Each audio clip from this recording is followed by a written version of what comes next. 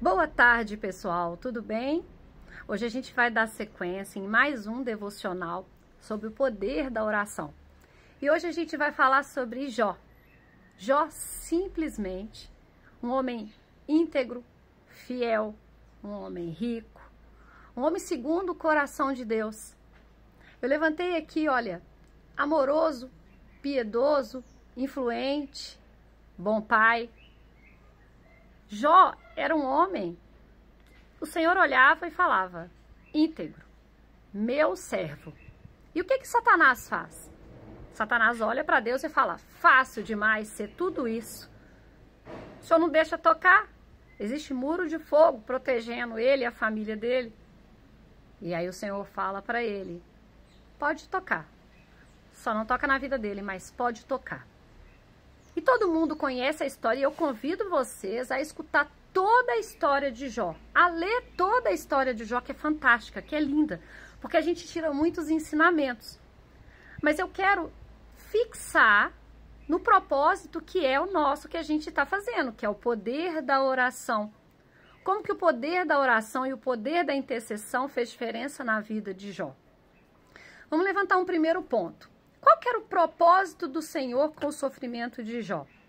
Demonstrar a fidelidade de Jó. Não dependia de ganhos financeiros, de ganhos materiais. Jó não dependia do que ele tinha para ser fiel. Tanto é que quando ele perde os bens dele, ele está triste, ele está sofrendo, mas ele não blasfema contra o Senhor. Ele não briga com o Senhor e questiona o Senhor hora nenhuma. Ele aceita aquelas circunstâncias ali. Ele vai ali orando para o Senhor.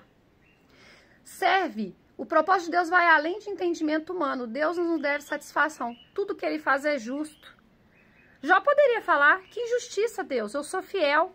Mas ele não questiona Deus a justiça. Ele questiona a Deus o que ele pode estar fazendo de errado. Nas orações dele, ele fala, Senhor, eu errei aonde? Ele fica tentando entender aonde que ele errou, mas hora nenhuma ele acha Deus injusto.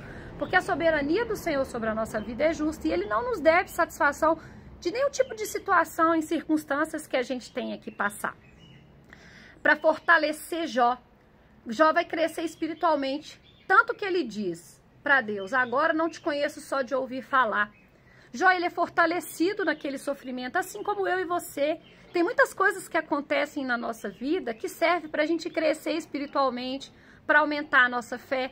De repente a gente está ali atrás de distrações e está deixando a palavra do Senhor de lado, está deixando Deus de lado. Então aquele sofrimento te traz ali mais para perto do Senhor, assim como aconteceu com Jó.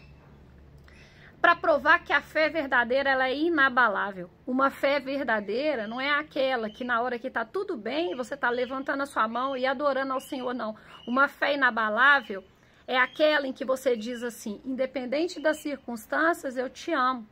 A minha mãe era uma pessoa assim, ela estava com um câncer de estômago, pesando 25 quilos e ela cantava a música o tempo todo.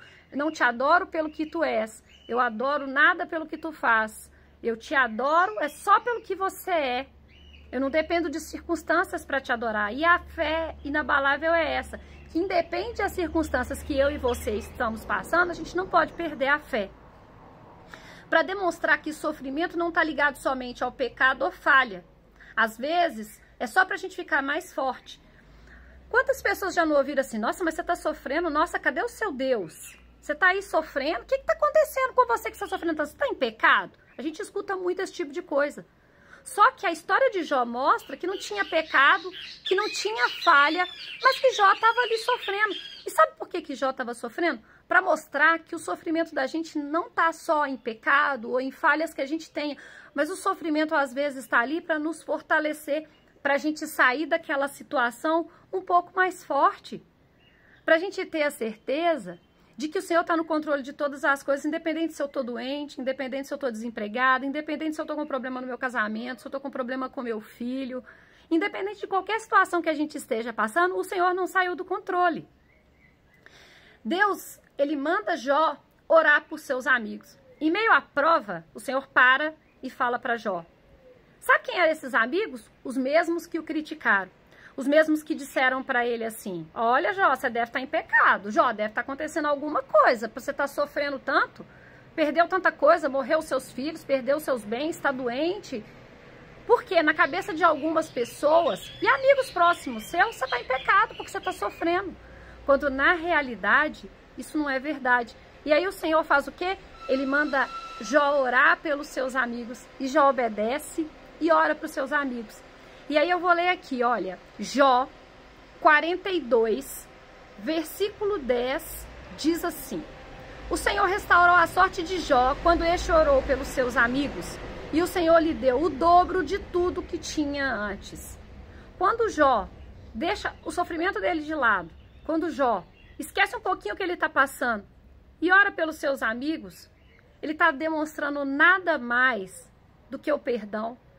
Imagina, eu e você temos que orar por um colega de trabalho que está nos perseguindo.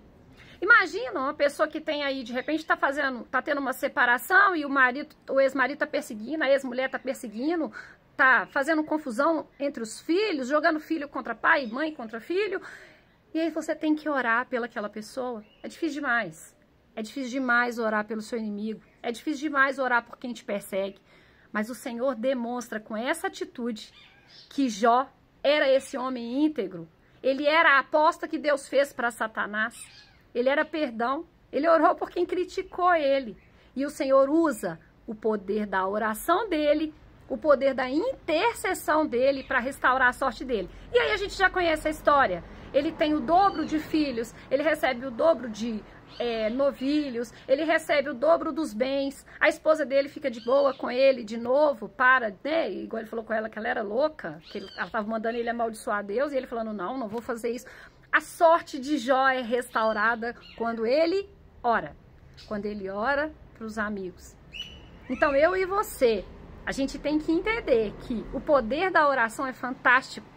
O poder da oração associado ao propósito do Senhor, que era nos ensinar, porque a história de Jó está aí para nos ensinar, para mostrar para mim e para mostrar para você que independente das circunstâncias, a nossa fé tem que ser inabalável e que a gente tem sim que permanecer em oração, que a gente não tem que se sentir perseguido por ninguém. Embora o sofrimento exista, Deus está no controle de tudo. O sofrimento existe e está aí. A nossa casa não é aqui. A nossa casa é em outro lugar. A gente só está passando por aqui. E o Senhor nos disse que a gente ia passar por sofrimento, por perseguição, sim. Ele passou por tudo isso.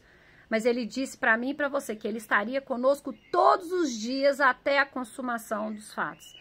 Até ele voltar, mesmo que a gente esteja sofrendo, assim como Jó estava sofrendo, é só a gente orar com propósito, interceder pelas pessoas, esquecer um pouquinho os nossos problemas e orar por quem precisa, que o Senhor vai ter o prazer e a alegria de restaurar a minha sorte, de restaurar a sua sorte. Eu desejo uma tarde maravilhosa, cheia da presença do Senhor sobre a minha e sobre a sua vida. Fiquem com Deus. Até amanhã, a gente falando um pouquinho mais sobre o poder da oração com um novo personagem. Um abraço!